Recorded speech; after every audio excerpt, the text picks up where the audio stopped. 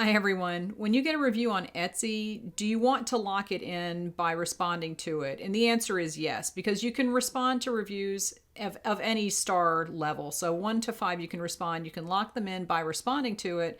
And when you respond to the review, the customer can't come back and change it. You can't come back and delete your response and put another one up though. So make sure that when you respond to it, you have it say what you want it to say.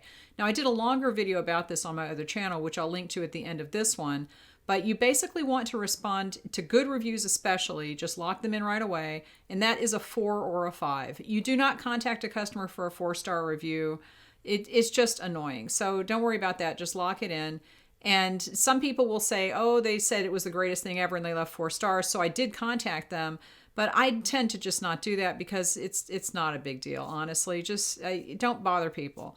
All right, so if it's a 3-star review or lower, you might want to contact the customer first to see if there's something you can do or to get more information. But depending on what their response is, you might just want to go ahead and lock it in. If they don't respond, you definitely want to go ahead and lock it in. Just respond to it in a professional way. And if you have trouble doing that, get some help. You can join my Facebook group because we love writing responses for other people's reviews that are very professional, but make your point. And that's just something that you can do to get some other people to help you with. It's a lot easier to write responses for other people than it is for yourself because we're not emotionally involved. But the reason that you want to respond to good reviews and lock them in is because people can come back and change that review for 100 days. So I have had this experience.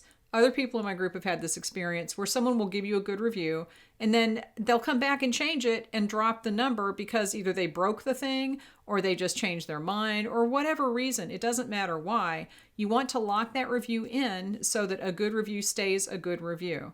And there are other reasons to respond to reviews, even if they're bad or even if they're good.